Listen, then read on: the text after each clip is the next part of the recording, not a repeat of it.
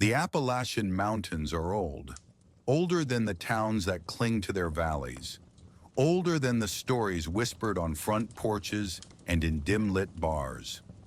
Walk their trails long enough and you'll see how the forest swallows history, coal camps, logging roads, whole villages that thrived for a generation and then vanished back into the pines. The land remembers even if people don't. But the mountains remember more than history. They remember hunger. They remember what lives in the hollows, what waits in the tree line, what watches when the sun falls behind the ridges and night tightens its grip. This story comes from a hiker who swore he would never set foot in the Appalachians again. He wanted people to know what happened, not to convince anyone, not to prove anything, but to warn them. He said the mountains had eyes, that they had something worse than eyes, something patient, something that waits for you to slip, to whistle, to answer the wrong voice in the dark. What you're about to hear isn't a ghost story, it isn't folklore, it's a testimony, one that leaves more questions than answers, and leaves you wondering whether you'd make it out if it had been you on the trail. So settle in, turn off the lights, put your headphones on, and listen carefully. The mountains may be quiet, but the quiet is never empty. And before we begin, please remember to like, subscribe, and comment for the sake of engagement. This helps us produce more and higher quality content and ensures we can keep bringing you the kind of chilling stories you're about to hear. Now, let's begin. Chapter 1. The Trailhead. I should have known something was wrong from the very beginning. We set out in late September, when the air in West Virginia holds that perfect edge of autumn, crisp enough to make you breathe deeper, sharp enough to keep you awake.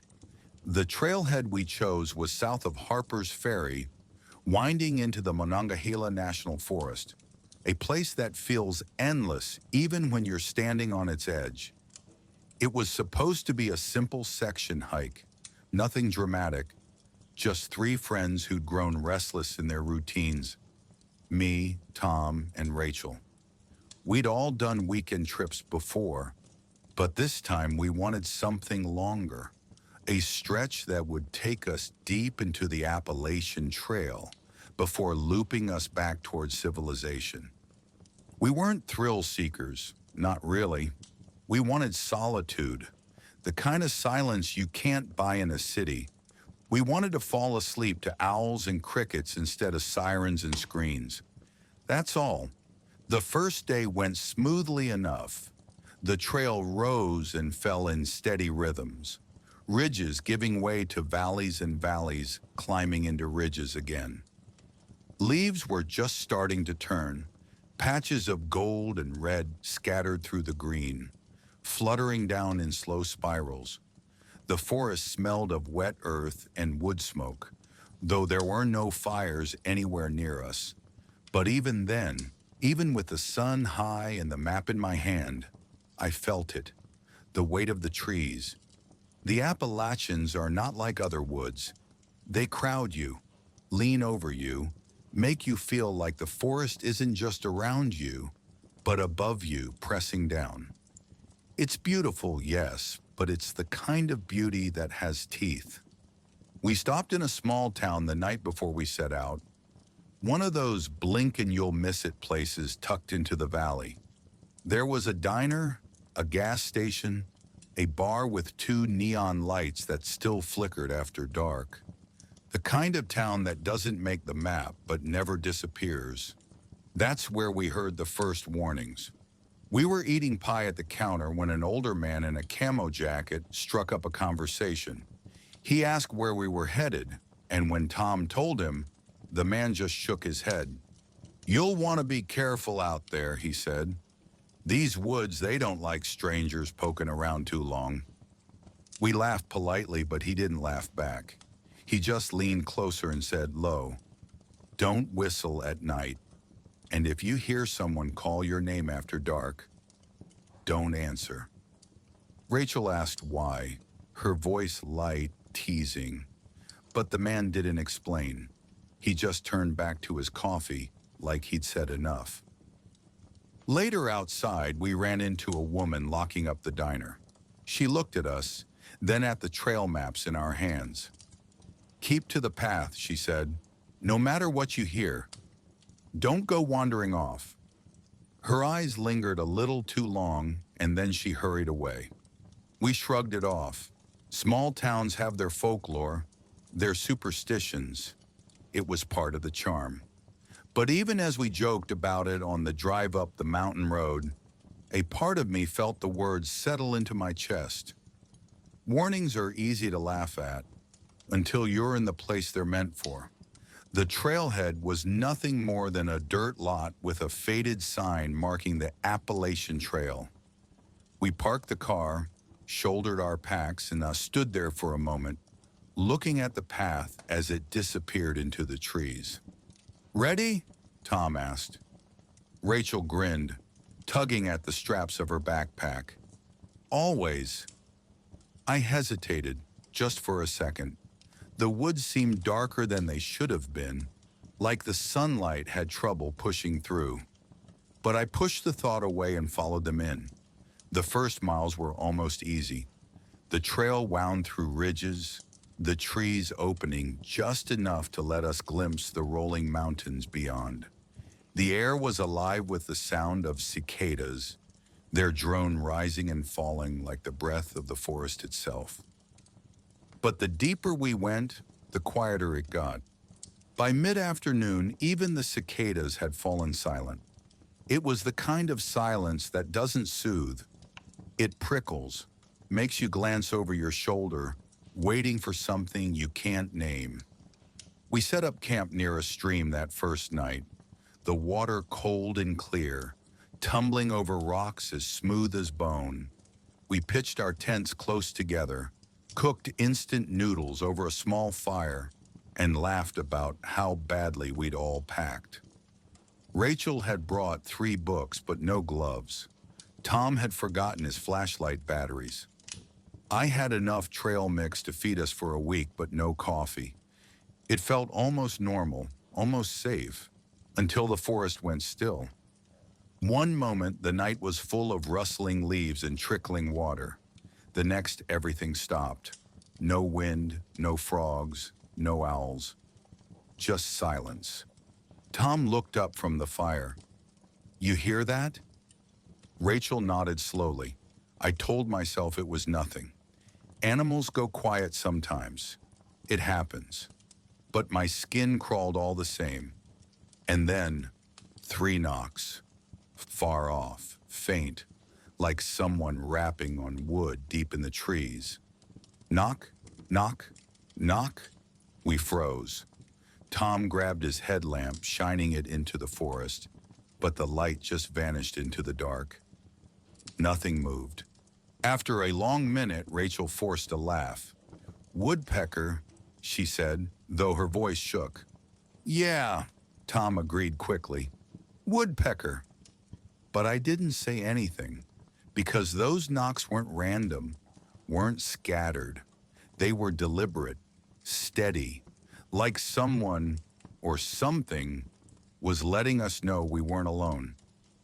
We sat by the fire until it burned low, pretending not to notice how often we turned toward the trees, pretending not to see how dark the forest seemed beyond the circle of light. When we finally crawled into our tents, I lay awake for hours, listening to the silence press against the nylon walls, waiting for the knocks to come again. They didn't, but I knew the mountains were watching. Chapter 2, Knocks in the Hollow. The morning after those first knocks, we told ourselves it had been nothing. That's what you do in the woods when something unsettles you. You explain it away. Woodpecker, falling branch, trick of the echo. Anything is easier than admitting you felt something unnatural press against your skin in the middle of the night. The sunlight made it easier to believe our own lies. The trail was sharp and clear, the trees glowing with early autumn light. By the time we packed up camp, Tom was cracking jokes again. Rachel was humming as she walked, and I let myself unclench. But I couldn't forget the silence. We hiked deeper into the forest, ridges rising on either side, the trail dipping into a hollow where the air grew stiller, heavier. In Appalachia, hollows are places where sound plays tricks. Voices carry too far, echoes bounce strangely. But there was no echo here, just that same hush, thick enough that I could hear my breath rasping inside my chest. It wasn't long before the knocks came again. Knock, knock, knock. Not behind us this time, but ahead, somewhere in the hollow. Slow, deliberate, each one spaced like it was waiting for us to take another step before answering. We froze. Tom frowned, shifting his pack higher. It's nothing. Just someone cutting wood. No one's out here, Rachel whispered. We listened, the air tightening around us. Then, 3 more knocks. Closer. Knock, knock, knock. Rachel's hand slipped into mine, cold and trembling. I wanted to turn back. Every instinct screamed at me to turn back. But we didn't. We kept walking, slow, like prey trying not to spook a predator. The knocks followed us, always 3, always from somewhere just out of sight. By late afternoon, the trail curved past an old mining hollow. The shaft was boarded over decades ago, the wood gray and splintering. Rusted tools littered the ground, half buried in dirt. It felt like stepping into a place the earth itself wanted forgotten. We stopped to rest there, though I hated every second of it. Rachel wandered a little, running her hand over the boards nailed across the mine entrance. Creepy, she muttered. Feels like something's still down there.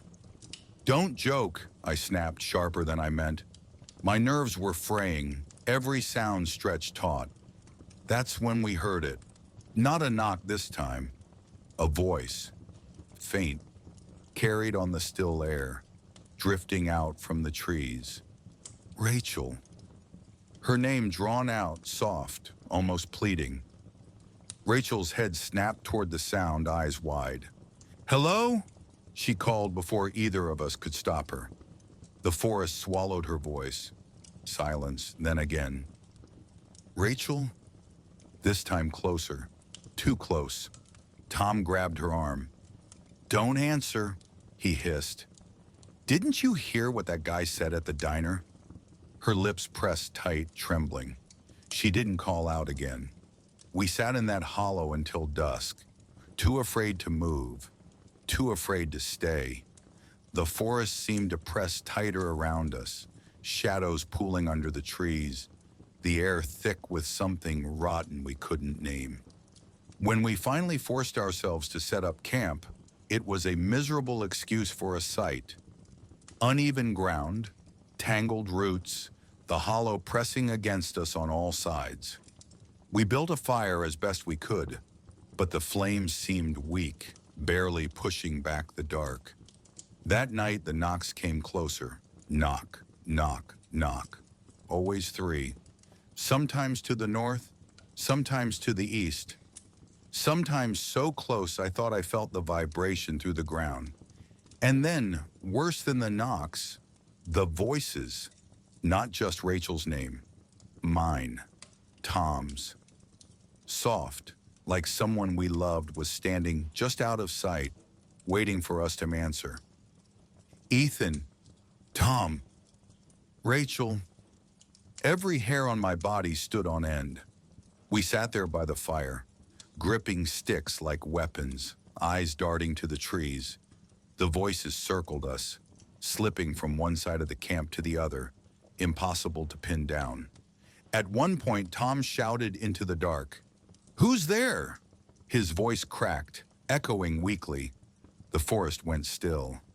Then, knock, knock, knock. So close it sounded like it came from just behind my tent. Rachel started crying quietly. I don't think she even realized it, tears streaking her face as she shook her head over and over. We didn't sleep that night, not a single second. We just sat, waiting, whispering to each other like children under the covers. By dawn, the knocks had stopped. The voices had gone silent. But when we packed up camp, I saw something carved into the tree just beyond the fire pit.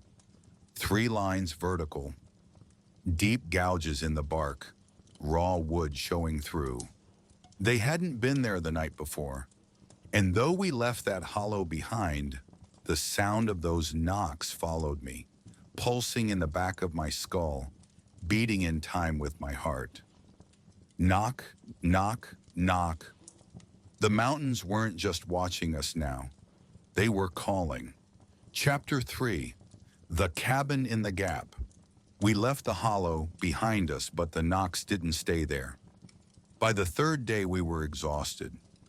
Rachel's eyes were bloodshot from lack of sleep. Tom's hands shook when he tried to tie his boots, and I felt like my chest was being crushed by the silence pressing down on us. The trail wound higher into the ridges, narrowing, switchback after switchback. From up there, you could see the valleys stretching below, dark forests rolling like waves. But instead of feeling free, I felt trapped. Like if we slipped, the mountains would swallow us and no one would ever know. Around midday, the clouds moved in, thick, low, and gray, settling over the ridges like a lid. The temperature dropped, the world dimmed, and that's when we saw it, the cabin. It sat off the trail, down a barely visible side path choked with weeds. The kind of place you'd miss if you weren't desperate for shelter. It was small, built of rough-hewn logs, its roof sagging, windows dark. A hunting cabin, maybe, or what was left of one. Rachel spotted it first. "There," she whispered, as though raising her voice might wake it. Tom squinted. "Place looks abandoned." "It's still 4 hours to the next marked site," Rachel argued, her voice thin, fraying. "We need something." She wasn't wrong. We were spent. And though every instinct in me screamed to keep walking, to stay on the trail, I let them pull me down that side path.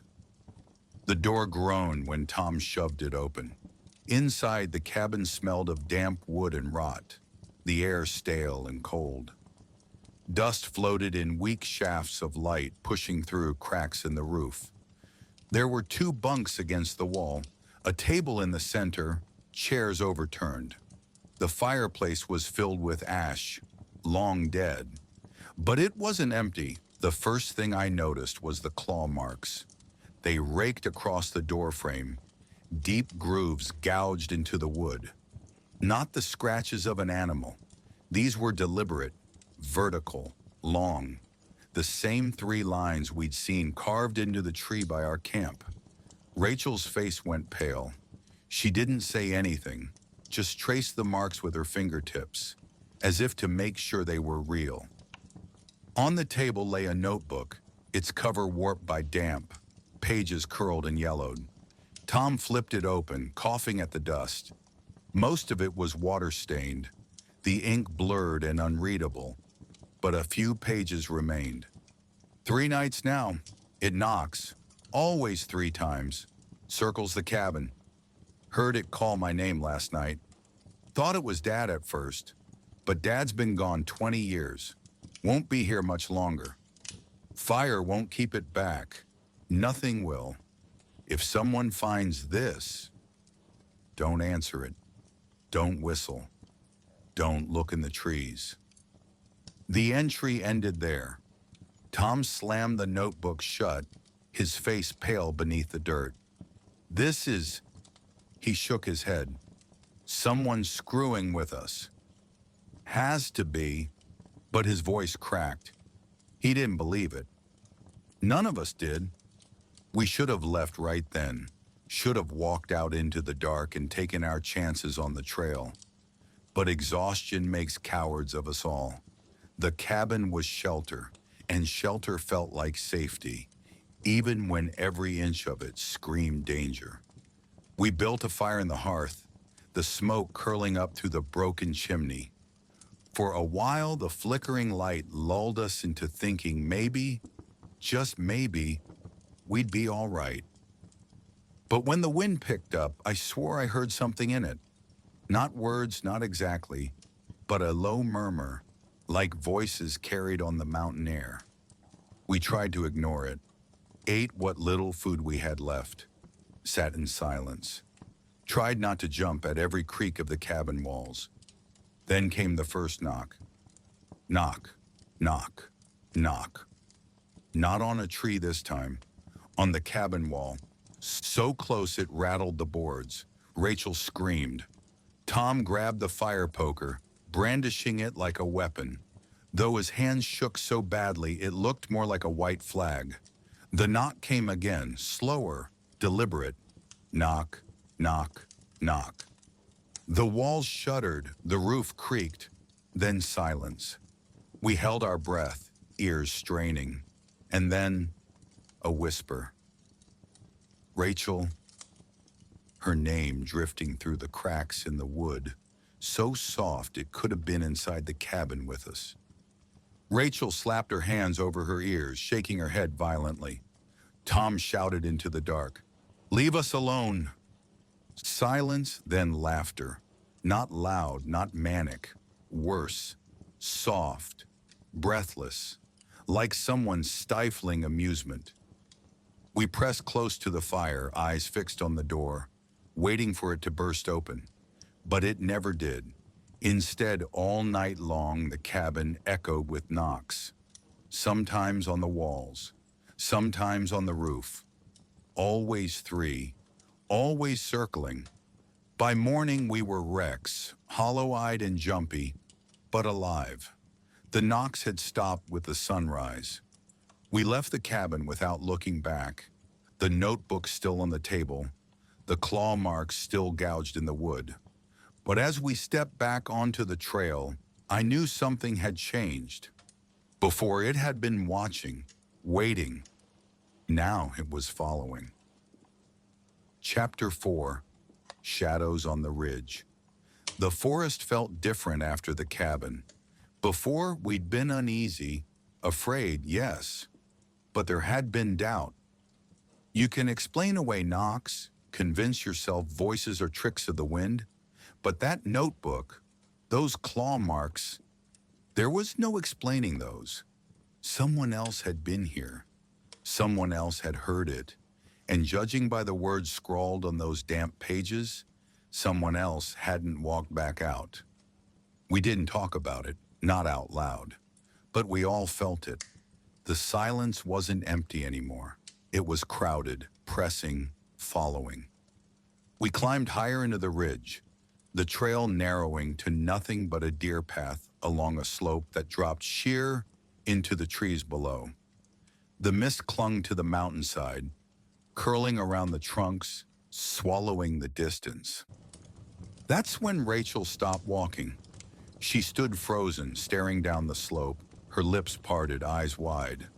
"What is it?" I whispered, though the question felt pointless. I already knew. She lifted one shaking finger, pointing. At first I didn't see it, just trees, mist, shadow. Then, movement. A figure. Tall. Wrong. It stood between the trees, too thin, its arms hanging low, its head tilted at an unnatural angle. Its skin looked gray in the mist, stretched tight over bones. And though it was impossibly far below us, I swear its face turned toward us. Rachel whimpered. Tom muttered a curse under his breath. The figure didn't move, didn't step closer, didn't vanish. It just stood there, watching. I couldn't breathe. My chest locked up, heart slamming against my ribs, every instinct screaming to run, though there was nowhere to go. Then, knock, knock, knock. Not from the trees this time, not from the ground. From the air itself, it seemed, echoing, reverberating, vibrating in my teeth. The figure shifted, just slightly, its head tilting farther, impossibly far, like its neck should have snapped. Rachel sobbed, dragging her hands over her ears. "Make it stop," she begged. "Please make it stop." Tom grabbed her arm, yanking her forward. "We keep moving." His voice was hard, brittle, ready to shatter. We stumbled along the trail, half running, half falling, the mist closing around us, the trees pressing tighter. But no matter how far we went, I felt it, watching. That night we didn't bother with a fire, too afraid it would draw it closer. We huddled in the dark, our breath pluming white in the cold air, every sound amplified 100-fold. I don't know when I drifted off, but I woke to Rachel's absence. Her sleeping bag lay open, her pack gone. Tom was already on his feet, swaying with panic. "She's not here. She's not." Then we heard it, her voice. "Ethan." It drifted from the trees, soft, trembling, familiar. "Help me." Tom lunged for the sound, but I caught his arm. "It's not her." My throat felt raw, the words scraping out. "It's not her." But the voice came again, louder, closer. "Ethan! Tom! Please!" And this time it sounded exactly like her. Tom wrenched free, stumbling into the dark before I could stop him. "Tom, wait!" But he was gone, swallowed by the trees. I stood there shaking, torn in half. Every fiber of me screamed to follow, to help. But another part, the part that remembered the warnings, that remembered the notebook, knew better. The forest was silent again. Then, knock, knock, knock. So close it shook the ground beneath my feet. I didn't see Rachel again. I didn't see Tom again either. By morning I was alone, and I knew deep in my marrow that I wasn't going to make it out either. Chapter 5, The Watcher Comes Closer. I don't remember when I stopped following the trail. I don't remember when I stopped caring. At some point, it just wasn't there anymore. No blazes, no markers, no packed dirt leading forward. Just forest. Endless, identical forest. And me, staggering through it like a drunk, every step heavier than the last.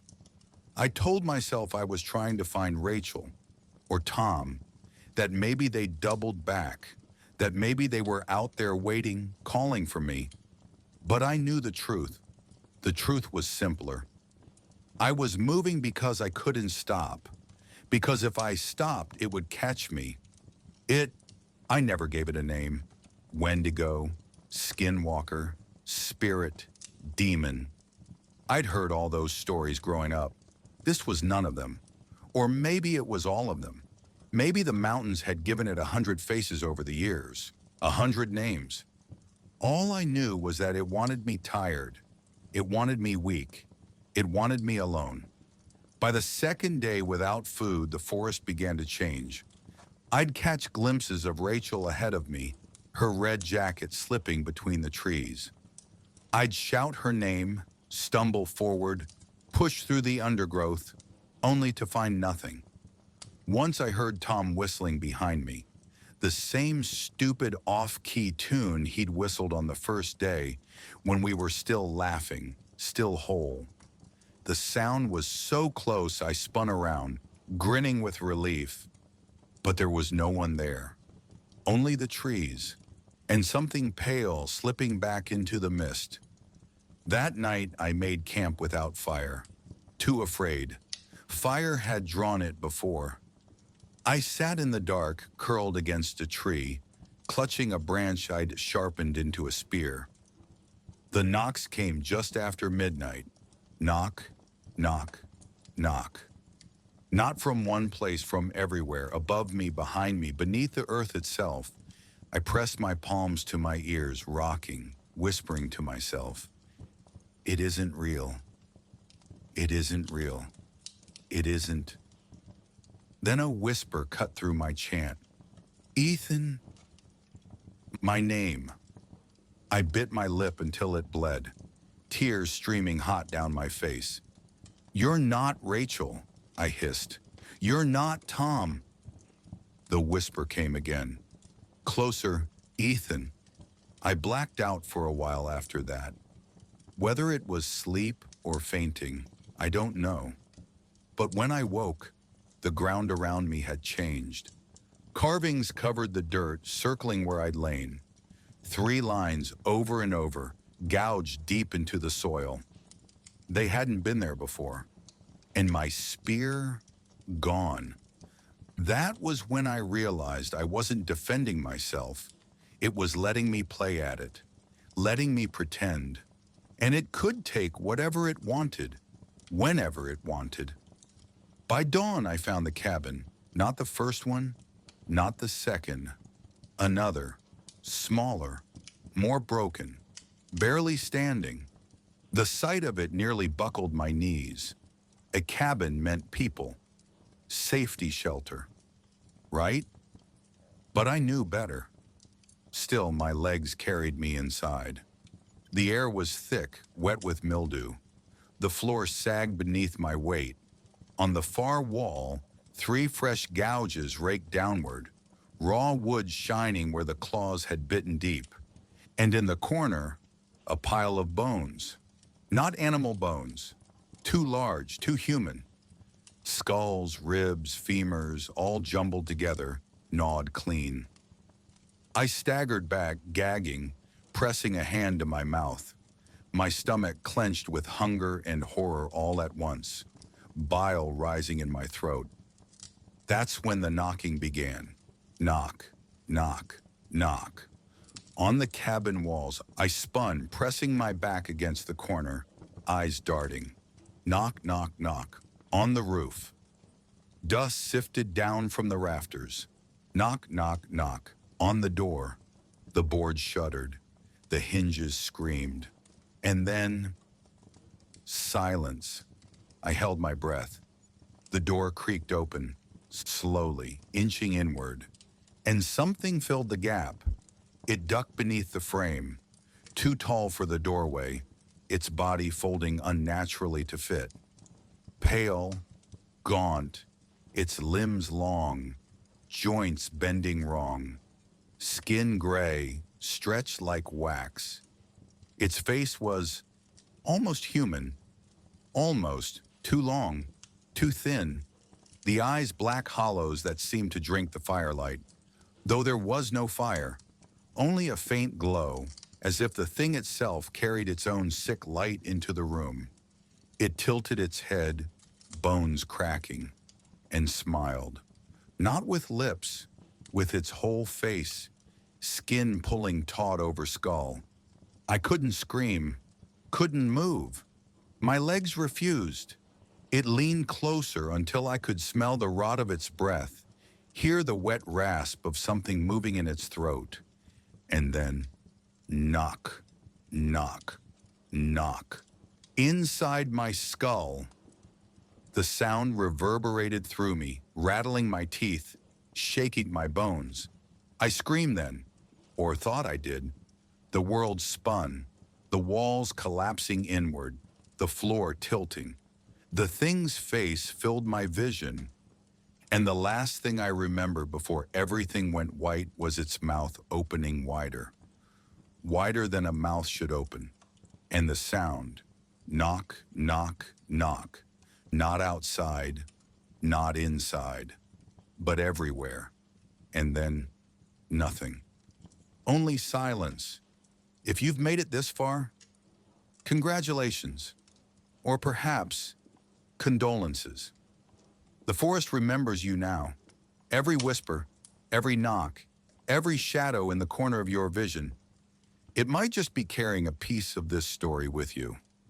The Appalachian Mountains hold many secrets, and some are best left undisturbed. But you've listened. You've walked the trail, felt the silence, and heard the knocks yourself. If this story chilled you, unsettled you, or kept you awake tonight, please remember to like, subscribe, and comment. Your engagement helps us create more stories, longer, darker, and even more immersive than before. Every click, every comment, every subscription ensures that these tales of terror can continue, reaching those brave enough to hear them. And remember, sometimes when you're alone in the dark, you might just hear a knock. 3 knocks, always 3.